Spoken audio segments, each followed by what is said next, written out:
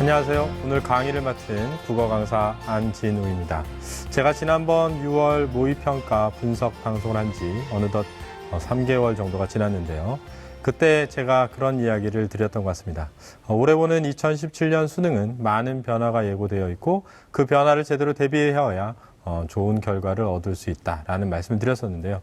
그때 그 방송을 들으신 분들이라면 아마 이번 9월 모의평가에서 좋은 결과를 얻었을 것이라고 생각합니다. 왜냐하면 그때 제가 그 변화의 큰 흐름을 잘 말씀을 드리고 대비에 대한 이야기도 드렸기 때문이죠. 그럼에도 불구하고 아마 이번 시험이 많이 어려웠을 것이라고 생각이 되는데요. 그렇기 때문에 더더욱 남은 기간 동안에 무엇을 어떻게 해야 할 것인가가 중요해졌다라고 할 수 있겠습니다. 그래서 오늘 제가 준비한 강의는 2017년도 수능 대비 국어 영역이 되겠습니다.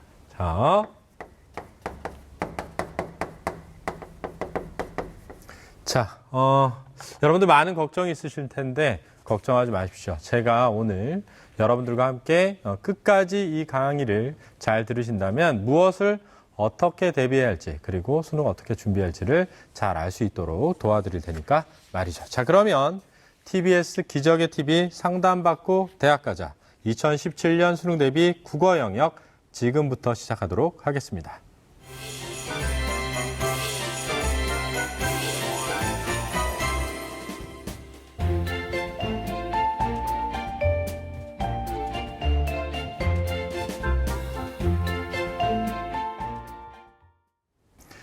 자, 그러면 이번 시험 어떠셨습니까? 아마 많은 어려움을 느낀 분들이 계실 텐데요.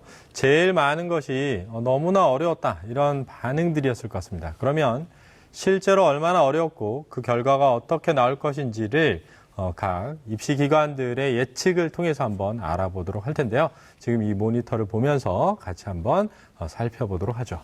자, 제가 처음 준비한 화면은요. 여기 한번 보실까요? 등급 컷과 관련된 내용이 되겠습니다. 등급 컷 여러분들 아마 모니터에 지금 보이실 것 같은데요. 보시면 2014년도, 2015년도, 2016년도의 6월 평가원 성적 그리고 9월 평가원 그리고 수능과의 관계를 제가 간단하게 도표로 정해서 한번 보여드리도록 하겠습니다. 자, 보시면요. 6월 평가원에서 저희가 이번 1등급이 90점이었고요. 그 다음에 2등급은 83점이었습니다. 3등급은 75점이었죠. 아마도 여러분들이 9월 평가원을 보고 더 어려웠어 라는 학생들도 있었을 텐데 실제로 지금 예상되는 것은 1등급 90, 2등급 83, 3등급이 75여서 지난 6편과 거의 똑같은 수준이었다 이렇게 이해가 됩니다. 근데 여기서 주목해서 봐야 할 것은 2014년도와 2015년도의 평가원 등급은 굉장히 점수가 높았다는 거죠. 보시면 심지어 1등급이 100점이었던 적도 있고 94점, 97점이었던 적도 있었습니다. 그런데 9월 평가원까지 쉽게 출제가 되다가 결국 수능을 보시면 어떻게 되었느냐. 2014년도에 문과 B형이지만 1등급은 91점이었습니다. 그 다음에 2015년은 93점이었죠. 그러면 자 지금의 등급컷과 비교를 해보세요. 그러면 90점이었는데 수능이 91, 93이었으니까 지금 9월 평가원과 6월 평가원의 난도는 사실 수능의 난도와 유사해질 것이다 라고 생각이 되고 지금처럼 수능도 어려울 것이라고 생각을 하고 대비를 해야만 반드시 준비가 가능하다라는 얘기를 드리고 싶습니다. 자, 그러면 여러분들이 등급 비교를 통해서 아마도 수능 대비를 보통 준비해서는 안 되겠구나라는 생각을 하셨을 텐데 이번 9월 평가원, 지난 6월 평가원을 한마디로 말씀드리면 뭐라고 할 수 있느냐. 제가 생각할 때는 퓨전 요리다. 또는 요즘에 중국집에 가면 그런 거 있죠. 짬짜면도 있죠. 그죠? 볶음밥하고 짜장면이 섞어 있는 것도 있고요. 짬뽕 볶음밥도 있습니다. 거의 이번 시험은 대부분 한두 가지를 다 섞어서 냈다라고 할 수 있겠는데요. 그 변화의 핵심이 되는 부분을 제가 먼저 간단하게 짚어보도록 하겠습니다. 자, 이 모니터를 잠깐 보시면요. 6월 평가원에서는 여러분들은 어떻게 나왔습니까? 독서와 문법과 대화가 믹스돼서 나왔죠. 그러니까 앞부분에는 둘의 대화가 먼저 나왔죠. 그죠? 그러니까 화법이 나온 겁니다. 그리고 그 밑에는 자료를 줬어요. 이 자료는 보기가 되겠죠. 그죠? 그런데 독서 지문이 되겠고요. 그리고 밑에는 이제 문법 문제가 출제되는 형태로 6월 평가원이 나왔습니다. 자, 그러면 9월 평가원은 어떻게 나왔을까요? 다음 화면 한번 보실까요? 보시면 다음 글을 읽고 물음에 답하시오. 자, 생각해 보세요. 문제가 바로 나오지 않고 다음 글을 읽고 답하라고 하면서 지문의 길이가 보통의 보기의 길이보다 한 3배에서 4배 정도 길게 나왔습니다. 거의 독서 지문이 되었죠. 그러니까 독서 지문과 문법 문제가 섞여서 나왔다. 이렇게 이해하시면 되겠습니다. 자, 그러면 화법, 작문, 문법의 변화의 가장 큰 틀은 무엇이냐라고 한다면 독서 지문과 문법 지문이 결합되어서 나온다라는 얘기를 해드릴 수 있겠습니다. 자, 그러면 그 다음 문학 지문에서의 변화를 잠깐 보도록 하겠습니다. 지난 6월 모의평가에서는요, 독서와 문학이 믹스가 되었는데요. 결합이 되었는데, 독서는 쉽게 말하면 어떤 비평이 되겠죠. 문학에 대한 비평 또는 문학의 역사에 대한 이야기가 들어있고요. 그에 따라서 그 내용과 관련되어 있는 문학 작품이 등장을 했습니다. 그런데 뭐가 나왔었냐면 고전 시가가 나왔죠. 그죠? 그러니까 고전 시가에 대한 독서 지문이 나오고 고전 시가가 나오는 형태였습니다. 자, 그러면 9월 평가원은 어떻게 나왔는지 한번 볼까요? 9월 평가원에서도 역시 독서와 문학이 결합이 되었는데요. 앞부분의 가에는 독서 지문이 나오고요. 나에서는 고전 소설이 하나가 나왔습니다. 근데 다가 나오면서 고전 소설이 또 하나 나왔거든요. 그래서 거의 우리가 이제 면으로 생각하면 3면이 나왔습니다. 그러니까 한 페이지와 반 페이지를 차지해서 3면이 지문이 나왔거든요. 근데 이게 맨 마지막 부분에 나왔죠. 그죠? 그래서 독서와 고전 시가, 독서와 고전 소설이 결합돼서 나왔다는 겁니다. 제가 여기서 한 가지 말씀을 드리면 왜 고전 시가 고전 소설로 결합되어서 나왔을까요? 그것은 어떤 문학 작품이나 문학 장르에 대한 설명들을 독서 지문으로 주어야 하는데 큰 이견이 적은 것들을 낼 수밖에 없게 되거든요. 근데 현대 문학의 경우에는 다양한 이견들이 존재할 수가 있습니다. 그러니까 이미 학계에서 여러 학자들이 공통적으로 인정하고 있는 고전 시가 부분과 고전 소설 부분에 대한 독서 지문을 출제하는 것이 보편성을 띠기 때문에 수능이라고 하는 것에 더 적합하고 어울린다고 하겠죠. 따라서 이번 수능에서도 아마도 제가 생각할 때는 고전 문학 쪽에서 복합 지문이 나오지 않을 것인가 이렇게 생각해 볼 수 있겠습니다. 자, 그러면 그 다음에 변화를 잠깐 살펴보도록 하겠습니다. 그 다음 보시면 독서 지문에서 독서와 독서가 결합된 지문이 나왔다는 것인데요. 저기 잠깐 나와 있지만 앞부분은 음악에 대한 예술 지문이 나오고 뒷부분은 그것에 대한 기술 지문이 등장했던 6월 모의 평가였습니다. 그러면 이번 9월 평가는 어떻게 됐나 볼까요? 9월 평가원에서도 역시 독서와 독서가 결합이 되었는데 건축과 관련되어 있는 예술 지문이 출제되고 그에 대한 기술 지문이 뒤에 등장하는 형태로 믹스가 되었습니다. 그런데 이 지문이 제가 직접 그 지문을 전부 워딩을 해서요. 그 워딩한 것을 글자 수를 세어봤거든요. 띄어쓰기 포함해서 2,514자였습니다. 그러면 거의 이게 뭐냐면 서울대학교에서 과거에 논술 시험을 낼 때 내던 길이였거든요. 그러니까 엄청난 길이죠. 이 2,500자를 읽고 문제를 풀어야 된다는 건 굉장한 부담이었을 것이다 이렇게 생각이 됩니다. 그런데 제가 그것에 대한 대비를 또 뒷부분에 제가 할 거기 때문에 여러분들 끝까지 오늘 들으시면 아마도 충분한 대비가 될 것이다 이렇게 생각을 하고 있습니다. 그러니까 걱정하지 마시고 끝까지 이 강의를 시청해 주시면 2017년 수능을 어떻게 대비할 것인가에 대한 이야기를 좀 해보도록 하겠습니다. 자, 그러면 2017년 수능 대비에 대한 2부 내용에 들어가기 전에 다시 한번 오늘 제가 간략하게 드렸던 말씀을 되짚어보고 전하는 말씀을 듣고 오도록 하겠습니다.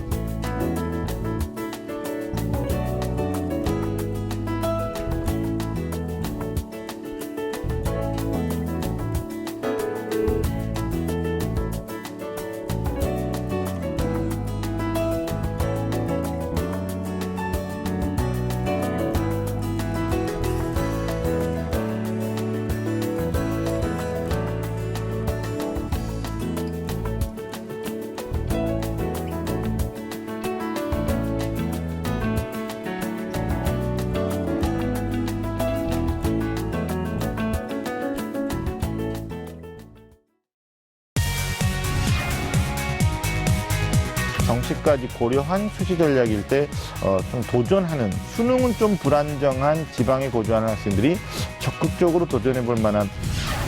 어떤 학교를 졸업했느냐에 따라서 지원 가능한데요. 면접 일정도 상당히 경쟁률에 영향을 미치게 되는데요.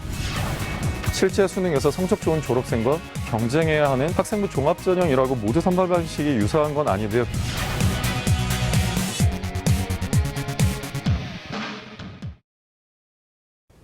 자, 여러분 그러면 이제 2부에서 본격적으로 어떻게 준비할 것인가에 대한 얘기를 해보겠는데요. 오늘은 제가 간략하게 앞부분은 좀 시간을 두고요. 뒷부분에서 정말 실질적으로 여러분들이 도움될 수 있는 것들을 자세하게 설명하고자 합니다. 그래서 첫 번째 제가 여러분들한테 알려드리고 싶은 것은 뭐냐면 이제 독서와 문법이 결합되어서 나오게 되니까 이에 대한 대비를 해야 된다는 것이죠. 이게 두 가지가 있다고 하겠습니다. 하나는 뭐냐면요.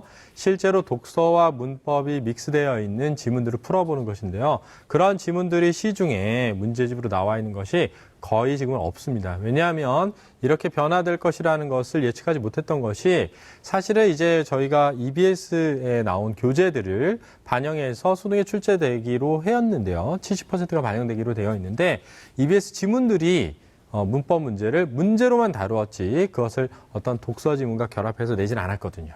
그러니까 대부분의 이제 그 문제를 예측해서 문제집을 만드는 회사들도 그러한 지문들을 거의 만들지 않았습니다. 그러나 이제 이러한 형태의 문제가 지금이 올해 처음 시작된 것은 아닙니다. 과거에 수능이 처음 시작되고요. 약 한 1994년도부터 수능이 시작되었는데 97년도 정도부터 언어 지문이라는 것이 나왔어요. 근데 그 언어 지문에 보면 언어 문법과 관련된 독서 지문이 나오고 그 밑에 독서의 일반적인 형태의 문제 한 두 개와 문법 문제가 한 두 개가 들어있는 형태가 나옵니다. 그것이 97년부터 한 2007년까지 되었거든요. 그러면 10년 정도가 되는데 언어가 나올 때도 있고 아닐 때도 있었어요. 그리고 6월 평가원, 9월 평가원이 아마도 제가 볼 때는 2001년도 이후에 아마 기출 문제가 있을 것으로 생각이 되는데요. 그래서 97년부터 2007년까지 있는 수능 기출 문제와 그 다음에 6월 평가원, 9월 평가원에 있는 언어 지문을 출력을 하셔서 대비를 하시는 것이 첫 번째로 여러분들이 하실 수 있는 대비다 이렇게 생각이 됩니다. 그런데 이제 그것이 궁극적으로 문제를 해결해 주진 않습니다. 왜냐하면 사실 국어시험이라는 건 시간과 밀접한 관련이 있거든요. 그러니까 이게 지금 몇 분이 남았고 내가 몇 분 동안 풀어야 되고 라는 것이 있어야 되는 경기죠. 제가 예전에 한번 그런 얘기 드린 것 같은데 제가 그 권투를 잠깐 배운 적이 있었어요. 제가 권투를 이제 배우게 된 건 사실은 이게 나이를 먹어가다 보면 예를 들면 내 몸을 보호할 수 없을 것 같다 이런 위기감을 느끼는 그런 나이대가 될 수 있거든요. 그래서 이제 권투를 배우러 갔는데 권투를 가니까 이제 계속 줄넘기만 시킨단 말이죠. 그래서 저도 스파링을 하고 싶다 이렇게 얘기를 해서 거기에 이제 도장에 있는 한 젊은 청년과 스파링을 했는데 너무 맞았어요. 처음에 너무 많이 맞아서 다운이 됐는데 일어날 수가 없는 거예요. 왜냐하면 너무 아파서가 아니라 얼마나 더 맞아야 되는지 몰라서. 그러니까 결국은 지금 내가 얼마나 맞았고 앞으로 얼마를 맞아야 되는지 몰랐기 때문에 일어나기 싫었던 거죠. 그러니까는 시험 문제를 풀 때도 지금 중요한 것은 뭐냐면 내가 몇 번을 어디까지 풀어야 되고 앞으로 얼마나 남았고 어떻게 풀어야 되는가가 있어야 되는데 지문을 천천히 읽어가면서 여유롭게 다 이해하고 문제를 풀 만큼 그 정도의 시간이 남지 않는다는 것이죠.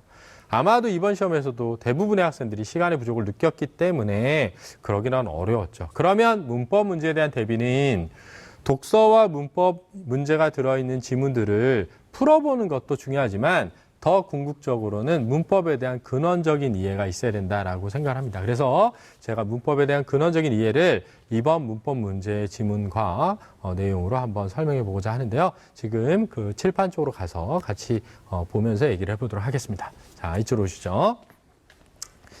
자, 먼저 지금 이제 화면에 제가 이번 시험을 좀 띄워 드릴 텐데요. 그 띄워 드리는 화면을 보시고 얘기를 해보도록 하겠습니다. 먼저 화면을 잠깐 보시죠. 자, 보시면 굉장히 긴 독서의 지문이 나오고 있죠. 근데 여기에 이제 중요한 말은요. 단어라는 거 하고요. 그다음 오른쪽에 문장이라는 말이고요. 거기서 한 4줄 내려가시면 직접 구성 요소 분석이란 말이 나와 있습니다. 그래서 단어와 문장의 직접 구성 요소를 분석하는 방법에 대한 게 중요했던 거죠. 다음 지문을 한번 보시면 정말 계속 넘어가 보죠. 넘어가 보면 굉장히 긴 지문이었습니다. 그죠? 또 다음 장으로 넘어가 볼게요. 다음 장 넘어가시고, 네, 그 다음에 문제가 이제 나오거든요. 그래서 그 문제를 푸는 방법을 제가 설명을 해드릴 테니까 저를 잠깐 보시도록 하겠습니다. 칠판을 보시죠. 지금 이 문제는요, 이런 거예요. 단어에 대한 얘기가 나오고요. 그 다음에 문장에 대한 얘기가 나왔습니다. 그리고 뭐에 대한 얘기였죠? 직접, 그죠? 구성에 대한 요소에 대한 설명을 하고 있는 거죠. 직접 구성 요소에 대해서 설명을 하고 있습니다. 자, 그런데 단어와 관련돼서 지금 나온 건 뭐냐면요. 이거예요. 뭐냐면 합성어냐 아니면 파생어냐 이거죠. 그죠? 아마 잘 이해하실 텐데. 자, 그러면 이 둘을 구별하는 방법을 알고 있었어야 돼요. 그러니까 지문을 읽기 이전에 이 둘을 어떻게 구별하는지를 알았어야 되는 거죠. 자, 그럼 제가 잠깐 설명해 드리면 이겁니다. 합성어는 뭐냐면요. 우리가 어떤 물건이나 어떤 사물이나 어떤 현상이 나타났을 때 그걸 가리키는 단어를 만들고자 해요. 근데 끊임없이 새로운 단어를 만들면 너무 많은 단어가 생기니까 기억하기 어렵죠. 그러니까 있는 단어를 합쳐서 한 단어를 만드는 게 합성어인 겁니다. 그러니까 합성어는 단어와 단어를 합쳐서 만든 단어가 합성어였던 거죠. 자, 아마 이건 뭐 대부분 아실 텐데요. 그럼 파생어란 뭐냐라고 하면 파생어는 원래 있던 단어를 조금씩 바꿔서 새로운 단어를 만드는 거예요. 그러니까 두 개의 단어를 합친 게 아니라 하나의 단어를 약간씩 바꿔가면서 새로운 단어를 만드는 방법인 거죠. 그래서 이것은 단어 하나에 뭔가 새로운 걸 덧붙이거나 바꿔서 하는 건데 이걸 접사라고 아마 배웠을 거예요. 자, 여기까지는 아마 대부분 여러분들이 고등학교 때 배웠을 내용일 것 같습니다. 그런데 제가 오늘 이 강의를 듣는 여러분들에게 아주 중요한 걸 한 가지 알려드릴게요. 뭐냐면 우리가 단어라고 하는 것을 어떻게 찾을 수 있는가에 대한 가장 쉽고 편한 방법을 알려드리도록 할게요. 자, 그러면 그게 지식이거든요. 문법적 지식이거든요. 그러면 우리가 단어라는 것은 어떻게 찾을 수 있느냐라고 할 때 먼저 단어의 종류를 생각해 보는 거예요. 자, 단어에는 어떤 종류가 있냐면 사람이나 사물의 이름과 관련되어 있는 단어들이 있어요. 그걸 뭐라고 하냐면 체언이라고 하죠. 그죠? 그 다음 어떤 단어들이 있냐면 동작이나 상태와 관련된 단어들이 있습니다. 그걸 뭐라고 하죠? 용언이라고 하죠. 그죠? 그 다음 어떤 단어들이 있냐면 다른 단어를 꾸미는 기능을 하는 단어들이 있거든요. 그걸 이제 수식어이라고 합니다.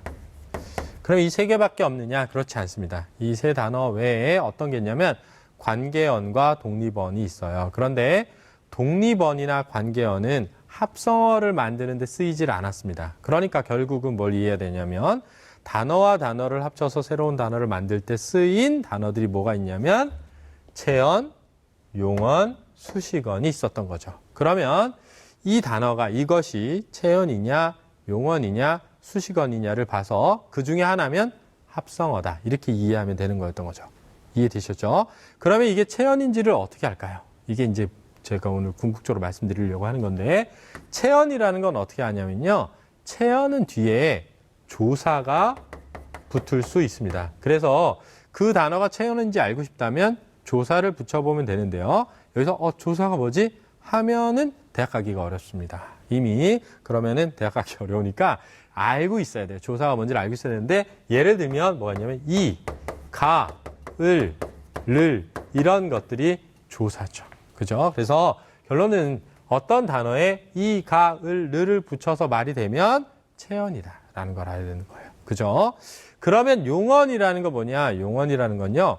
활용을 통해 다양한 기능을 하는 언어. 그래서 용언인 거예요. 활용을 통해 다양한 기능을 하는 언어인 용언은요. 끝에 다로 끝날 수가 있어요. 이걸 기본형이라고 그러거든요. 그러니까 다가 된다면 용언이다라고 이해를 하면 되는 거죠. 그죠? 그럼 수식언이라는 건 뭐냐면 꾸밈을 하는 말들이거든요. 근데 꾸밈을 하는 단어는 두 가지를 꾸며요. 일반적으로 두 가지가 있는데 하나는 뭐냐면 관형사고요.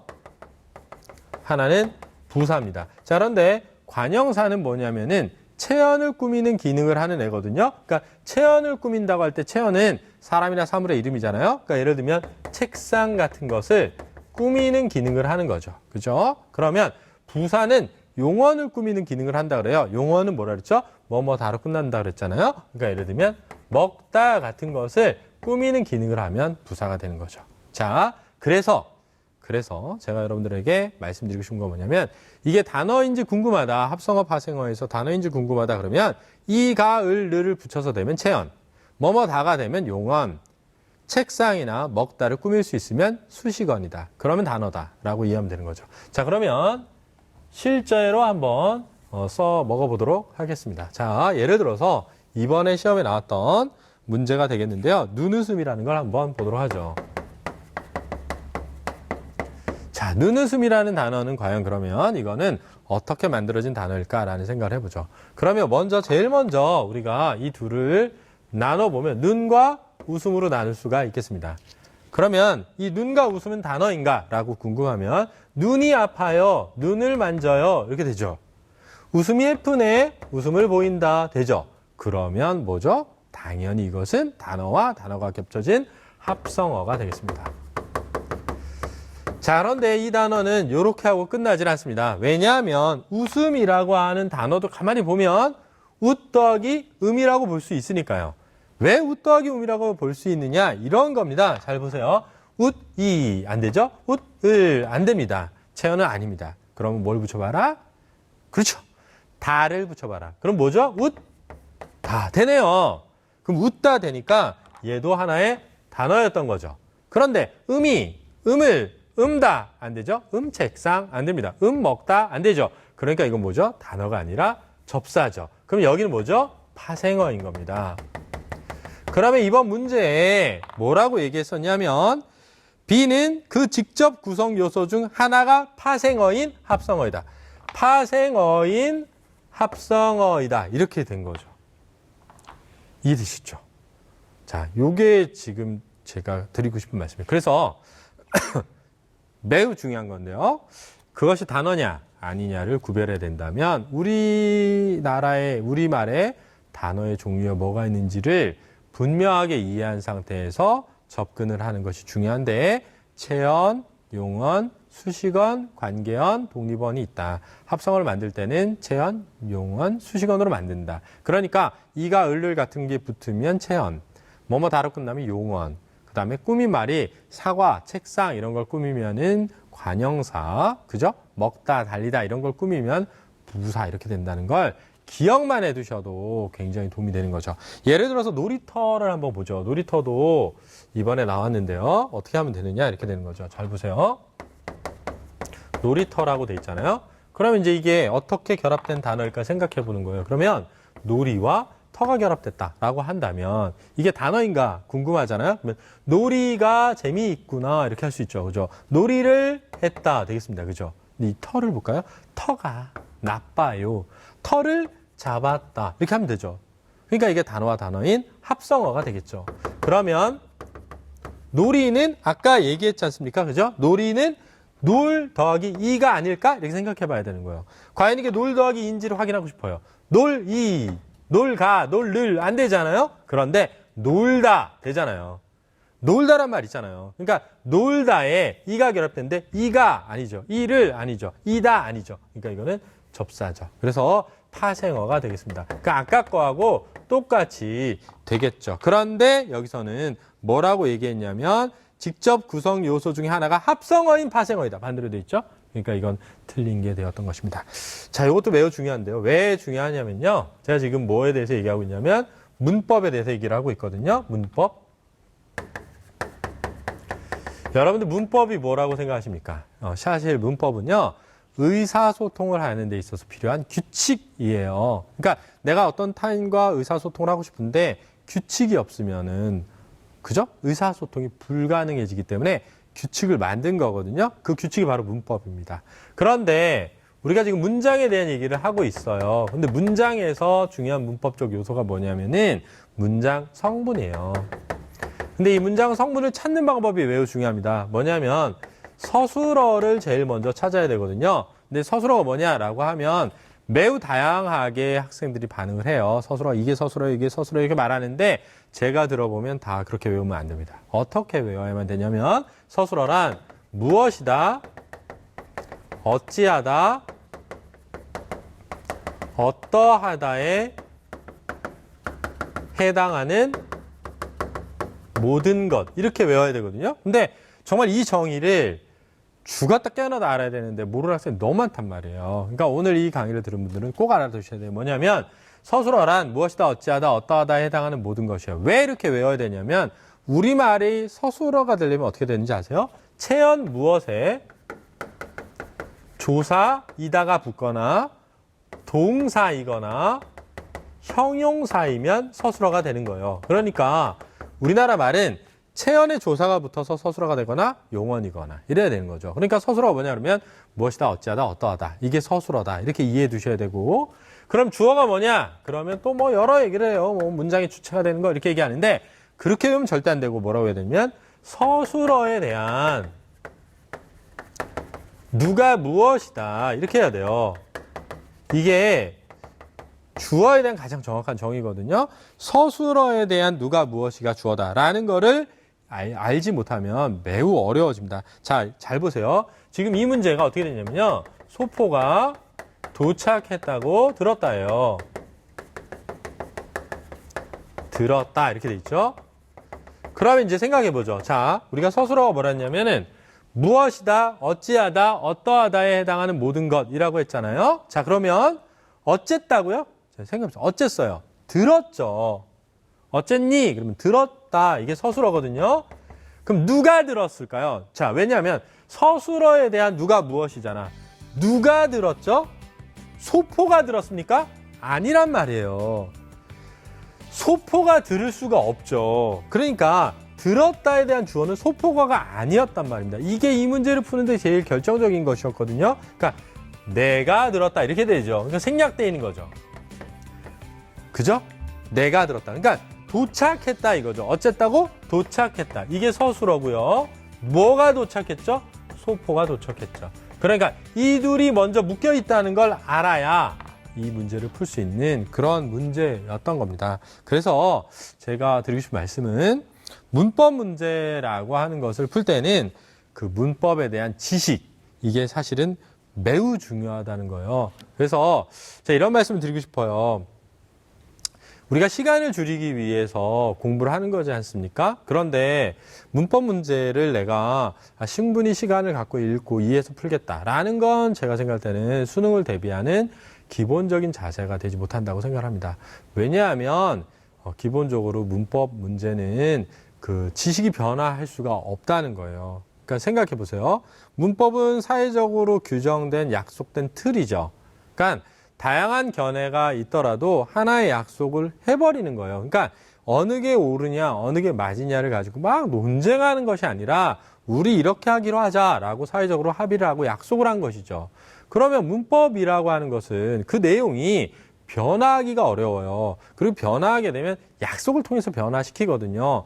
그러니까 결론적으로 말하면 뭐냐면은 문법과 관련된 독서 지문이 나오는데 우리가 기존에 약속했던 그런 문법적 지식과 다른 것을 주고 그것을 풀게 시키기는 어렵다는 거죠. 그러면 이미 알고 있는 문법적 지식을 가지고 풀더라도 충분히 맞을 수 있도록 낼 거니까 그 지문은 빠르게 스킵을 하고요. 문법 문제를 바로 풀 수 있을 정도의 지식을 갖고 있었어야 된다. 이게 제가 생각할 때 매우 중요한 문제풀이의 방법이었다. 이렇게 생각을 합니다. 자, 그러면 이제 두 번째 넘어가서 해보도록 할 텐데요. 뭐냐면 바로 여러분들이 많이 어렵게 여겼던 박소 독서와 문학 지문에 대한 대비가 되겠습니다. 이쪽에 이제 화면을 좀 보시면서 독서 문학 지문에 대한 얘기를 좀 해보도록 하겠습니다. 자, 지금 이제 모니터에 제가 잠깐 띄웠는데요. 이건 전부 문제만을 띄워 놓은 것들이에요. 그래서 왜 이거를 제가 띄웠냐면 한번 보실게요. 자, 같이 잠깐 읽어볼게요.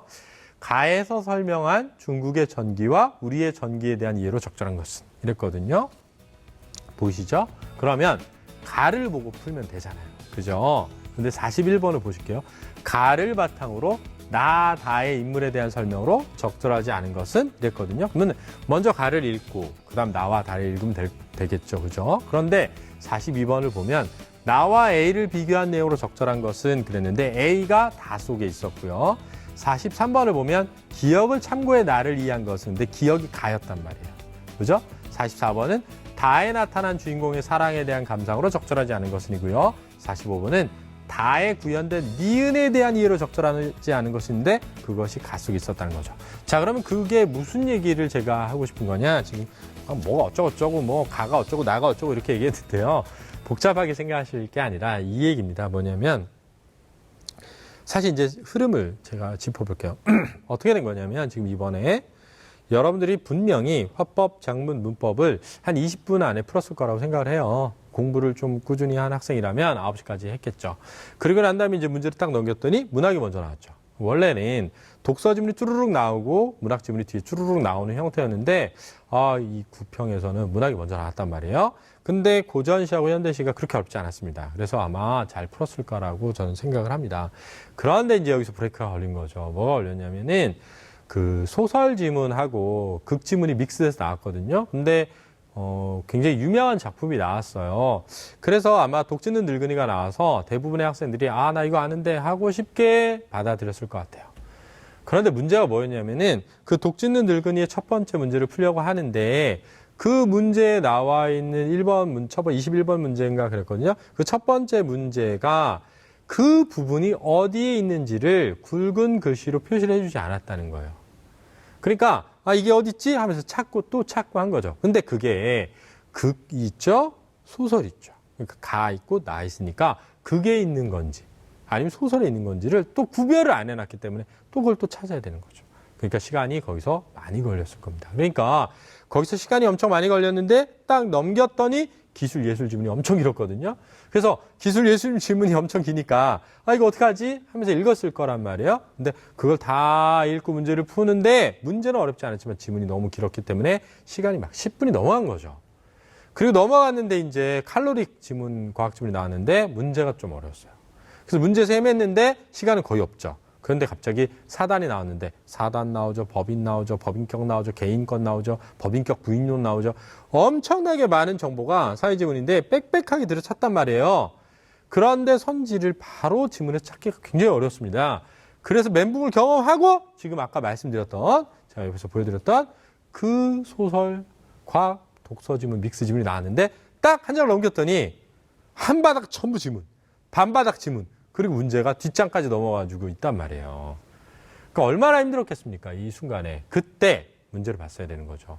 왜냐하면 문제가 지문별로 구성되어 있었다는 거예요. 그러니까 각 지문을 읽고 그 부분을 풀고 다음 지문을 읽고 그 부분을 풀어도 됐던 거죠. 근데 이거를 통으로 다 읽고 이해해서 풀려고 했으면 굉장히 어려웠을 것 같습니다. 그러니까 이렇게 가나다가 주어졌을 때는요. 좋은 점이 왜 가나다를 줬겠어요? 가를 읽고 풀어야 되는 문제와 나를 읽고 풀어야 되는 문제와 다를 읽고 풀어야 되는 문제를 줬다는 거죠. 그러니까 그거를 각각을 보고 문제를 푸는 훈련을 좀 해두시면 분명히 도움이 될 것이다. 이렇게 생각을 해봅니다. 알았죠?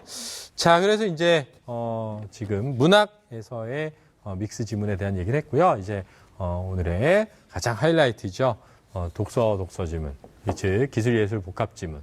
을 어떻게 풀 것인가, 어떻게 이해할 것인가에 대한 얘기를 칠판 판서를 하면서 같이 설명을 해보도록 하겠습니다. 자, 지금 제가 문법 문제 푼 판서 여기 그대로 있네요. 자, 제가 잠깐 지우고 여러분들하고 독서 지문을 해볼 텐데요. 자, 이게 굉장히 중요합니다. 왜냐하면 역대로요. 대부분의 수능에서 정답률이 그러니까 공부를 할 때는 문학에 대해서 좀 공부를 어렵게 느끼는 학생들이 의외로 많습니다.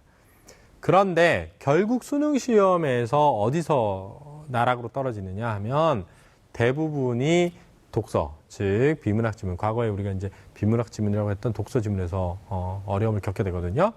그런데 안 그래도 어려운 독서 지문이 길이까지 길어졌어요. 그러면 그거를 다 읽고 이해해서 문제를 6개의 문제를 푼다는 건 진짜 불가능하죠.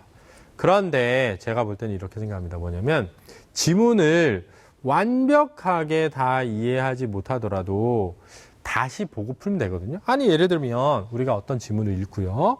그 지문을 외워서 푸는 건 아니지 않습니까? 하나의 문장에서 서술어가 있으면 그 바로 앞에 한 3분의 1의 괄호를 쳐서 그 부분을 기억하면서 읽어가자 이렇게 얘기를 했어요. 근데 지문의 길이가 정상적이었을 때, 이게 정상이 뭔지 모르겠지만 짧았을 때는 충분히 뒤에만 가로를 치고 풀어도 내용 이해가 금방 쉬웠습니다. 왜냐하면 계속 같은 화제가 반복되었기 때문이죠. 그런데 좀 이따 이제 같이 보시겠지만 이번에 나온 지문은 화제가 바뀝니다. 심지어 예술 지문이었다가 기술 지문으로 갔다가 다시 예술 지문으로 오죠. 그러니까 화제가 끊임없이 바뀌는 지문에서 뒤에 서술 앞에만 가로를 치면서 간다고 해가지고 지문을 전체를 이해해가지고 문제를 풀기 어려웠을 겁니다. 그래서 화제가 변화되는 부분에서 이 화제에 같이 표시를 하면서 읽어가는 연습을 제가 알려드리도록 하겠습니다. 자, 그러면 본문을 같이 화면을 보시면서 한번 해보도록 하겠습니다. 자, 화면 같이 보시죠. 자, 띄워주시고요, 화면요. 자, 화면을 보시면 이렇게 되어 있습니다. 빨간색으로 되어 있는 부분만 굵직하게 제가 읽어볼게요. 콘크리트는 고대 로마 시대에도 이미 사용되었습니다. 알았죠? 이게 그 밑에 줄에 있거든요. 밑에 줄에. 그런데 그 대표적인 게 뭐냐면 판테온이죠. 그러니까 판테온은 고대 로마 시대에 있었던 거잖아요. 그죠? 이 판테온의 도움은 오른쪽에 오직 콘크리트로만으로 이루어져 있습니다. 그죠? 그런데 그 밑에 보면 그래서 지붕을 가볍게 만들 수 있었어요. 그리고 밑에 가면 빛이 내부 공간을 채울 수 있었다. 이렇게 읽을 수 있거든요. 자, 저를 잠깐 한번 보실까요? 자, 첫 번째 문단을 우리가 했습니다. 자, 첫 번째 문단을 했을 때 맨 앞에 화제 나온 거에 동그라미 치고 서술어 앞에 가로를 치면 어떻게 되냐면 이렇게 되는 거예요. 뭐냐면 이 글이 지금 콘크리트에 대한 얘기를 하고 있는 거죠. 그런데 이 콘크리트가 고대 로마에서부터 쓰였다는 거예요. 그 대표적인 건축물이 뭐라는 거죠? 바로 판테온이라는 거고요. 이 판테온의 돔은 거의 콘크리트로 되어 있어서 그 돔을 통해 가지고 빛이 가득 들어찰 수 있었다. 이렇게 되는 거죠. 저는 만약에 여러분들이 긴 지문 독해에 두려움을 갖고 있다면 이 부분에 가로를 친 다음에요. 한쪽 편에 이 말만이라도 지금 얘가 콘크리트에 대한 얘기를 하고 있는데 판테온에 대해서 설명했구나 라고만이라도 알아두고 표시를 해두라는 거예요. 그러면 그것과 관련된 게 나온 부분을 찾아서 해결할 수 있으니까요. 자, 그러면 다음 지문을 한번 같이 띄워서 보도록 하겠습니다. 자, 다음 지문으로 가보도록 할게요. 자, 근데 다음 질문 보면 이렇게 됩니다. 콘크리트는 시멘트에 모래와 자갈, 뭐를 벗어서 혼합물이다. 혼합물에 가로만 치는 거예요. 왜? 콘크리트는 이미 나왔잖아요. 그죠? 근데 이 혼합물은 점성을 띠는 상태가 돼요. 그 밑에 줄에 있죠? 그러다가 수화 반응이 일어나서 결합하면서 굳어지게 됩니다. 그죠? 그리고 그것은 그러한 혼합물이어서 밑에 내려가면은 다양한 형태와 크기의 구조물을 만들 수 있고요. 또 오른쪽에 하면 강도와 밀도도 다양하게 변화할 수 있죠. 이때 서로 다른 크기의 골재를 배합하는 것이 효과적이다. 이렇게 돼 있거든요. 자, 그러면 이제 저를 한번 보시죠.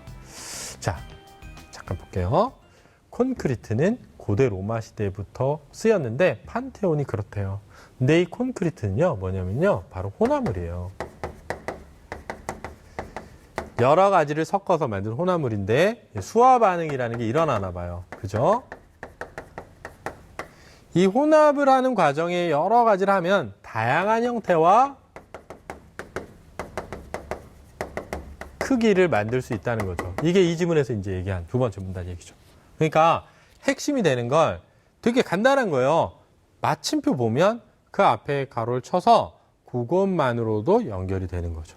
그럼 다음 지문을 한번 좀 긴데 가볼게요. 자, 다음 지문 가시면 좀 길죠? 콘크리트가 철근 콘크리트로 발전한다. 중요하죠. 왜? 화재가 변했습니다. 아까는 콘크리트 얘기했는데 철근 콘크리트로 바뀌었잖아요. 그러니까 철근 콘크리트에 동그라미 치세요. 쳤죠? 건축은 어쩌고 저쩌고 했는데 이렇게 된다. 왜 콘크리트가 철근 콘크리트로 발전했느냐? 이제 나옵니다. 뭐냐면 콘크리트는 인장력에 쉽게 부서진대요. 이게 서술어 앞에 마침표 앞에 있죠. 이 인장력에 쉽게 부서지는데 인장 압축 강도와 인장 강도라는 게 있대요. 근데 이 인장 강도가 약한 거죠. 그래서 그 밑에 보면 철제라는 게 나와요. 또 중간에 철제에 동아리를 치시면 이 철제는 근데 인장 강도가 압축 강도와 인장 강도가 콘크리트보다 높아요. 그러니까 두 줄 내려가면 콘크리트의 단점이 보완되죠. 그래서 두 줄 내려가면 철근을 보강하는 거예요. 근데 여기서 뭐가 나왔냐면 두 줄 내려가니까 서술 앞에 포화송비라는 게 나왔어요. 이 포화송비가 철제는 0.3, 콘크리트는 0.15다 이렇게 나와 있거든요. 자, 이 지문 여러분들 아마 읽었을 테니까 제가 핵심만 딱 짚어드렸는데 잠깐 칠판을 보면서 한 번 더 정리를 해볼게요. 그런데 자, 보시죠. 이 콘크리트가요, 뭘로 변한 거냐면 철근 콘크리트로 변화하게 되는 거예요. 왜냐하면요, 이 콘크리트는 인장 강도가 약해요. 그죠? 그런데 뭐가 나오냐면 철제가 둘 다 강하답니다. 그러면 이 철제인 철근을 넣으면 콘크리트의 단점이 보완되겠죠. 그죠? 그래서 철제를 콘크리트에 넣는 거예요. 근데 아까 잘 보세요. 사실은 콘크리트는 혼합물이잖아요. 여러 개 섞을 수 있잖아요. 그러니까 철제도 혼합할 수 있는 거예요. 철제를 혼합하면 뭐가 되는 거죠? 바로 철근 콘크리트가 되는 거죠.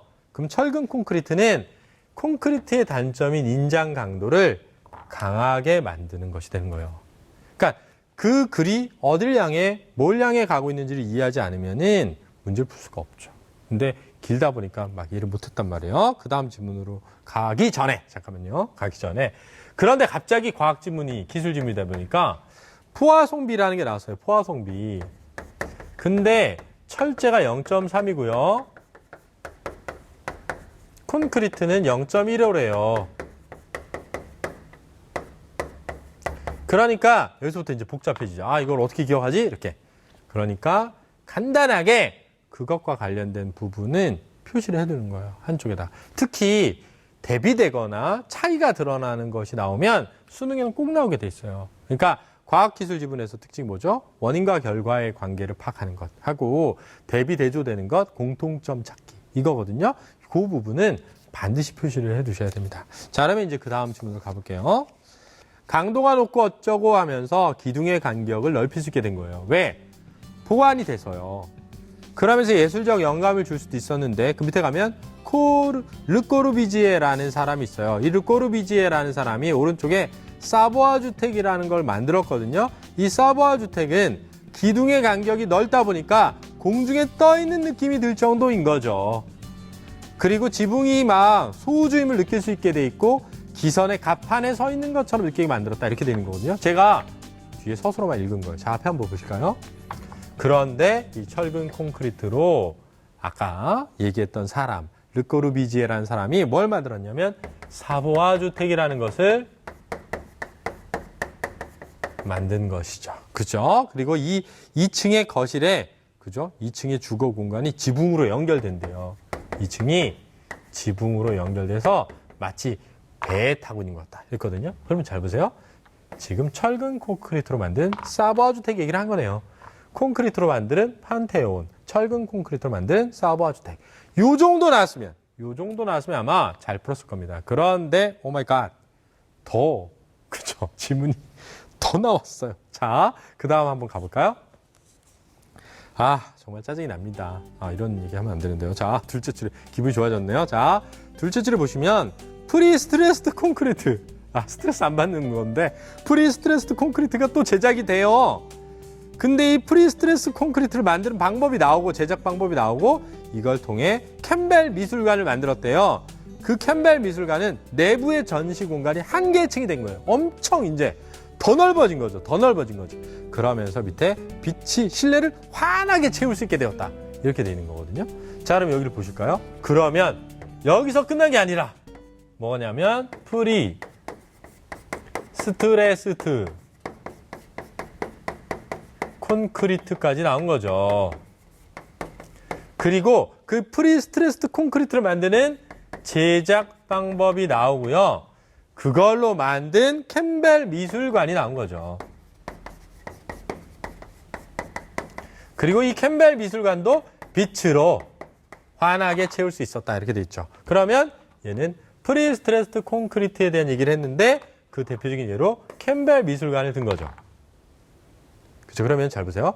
콘크리트, 철근 콘크리트, 프리스트레스 콘크리트를 얘기하면서 판테온이라는 건물, 사우버 주택이라는 건물, 캠벨 미술관이라는 건물을 예를 들어서 그것의 특징을 설명한 거죠. 자, 여기 한번 띄워봐 주세요. 자, 이쪽으로 오실까요? 잘 보세요. 자, 이거 읽어볼게요. 건축 재료에 보이시나요? 안 보이시나? 자, 건축 재료 뭐죠? 콘크리트, 철근 콘크리트, 프리스트레스드 콘크리트. 그죠? 건축 재료의 특성과 발전을 서술하면서 발전이죠. 왜? 콘크리트에서 철근 콘크리트로 발전했죠. 철근 콘크리트에서 프리스트레스드 콘크리트로 발전했죠. 각 건축물들 뭐였죠? 판테온, 사보아 주택, 캠벨 미술관의 공간적 특징을 설명하고 있군. 답은 1번. 이렇게 된 거죠. 그죠?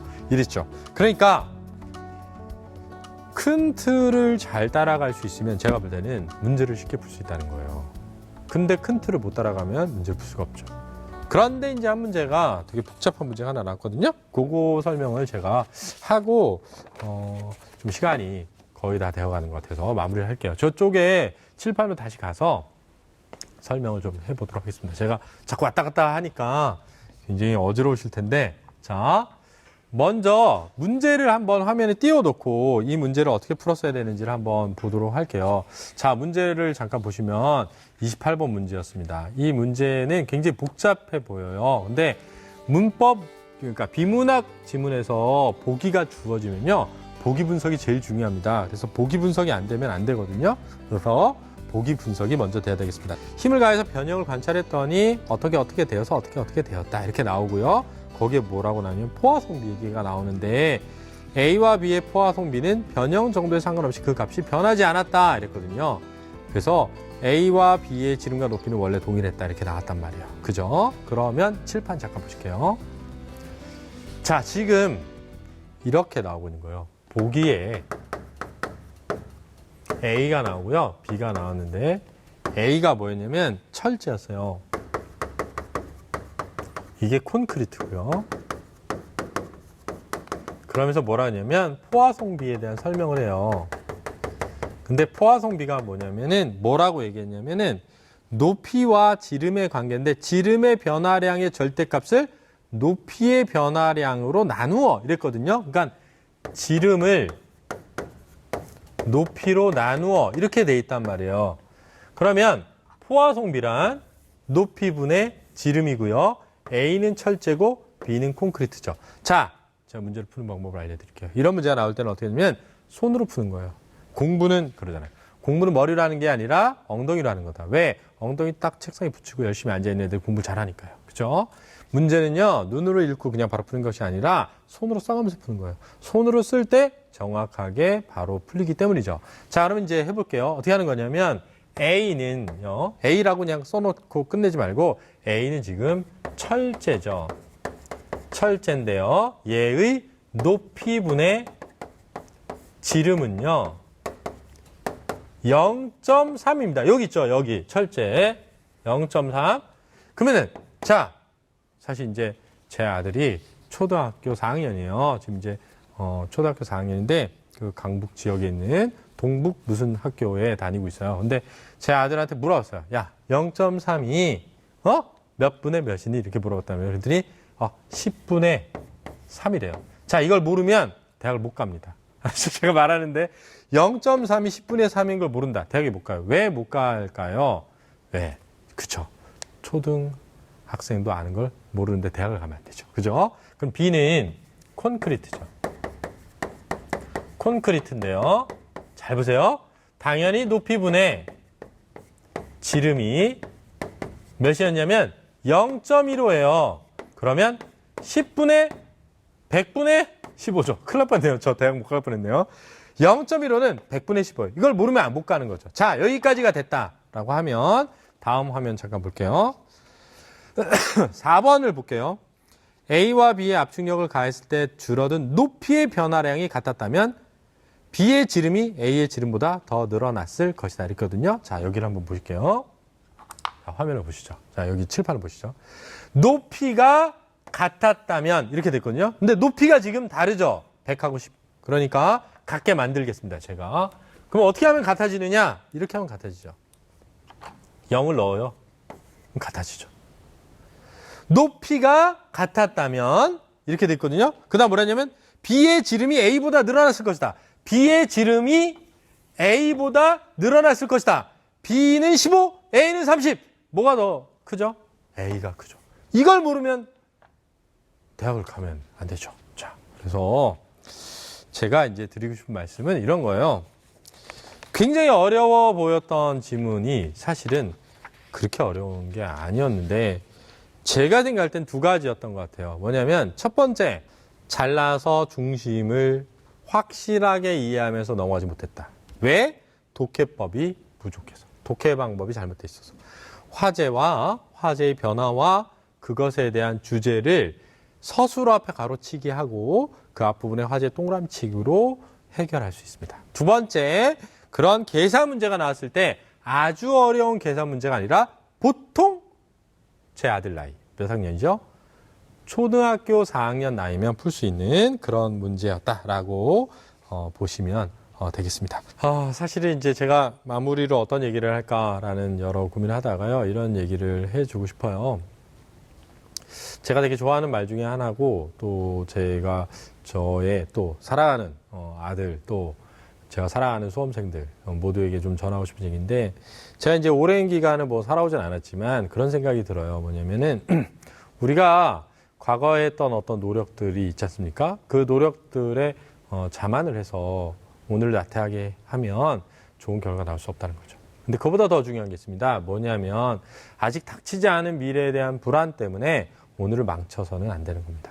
따라서 지나간 과거의 나의 노력으로 자만하지도 말고, 앞으로 오지도 않은 미래에 대한 불안으로 오늘을 망치지도 말고, 다만 오늘 하루를 최선을 다해서 노력을 한다면 저는 아주 값진 인생을 살아갈 수 있을 거라는 생각이 듭니다. 오늘 저는 1시간 동안 제가 할 수 있는 최선을 다했거든요. 여러분들도 앞으로 삶을 살아가는 매 순간 최선을 다하고, 그 여러분들 최선을 다하는 그 옆자리에 저희 우리 TBS가 함께 하도록 하겠습니다. 고맙습니다.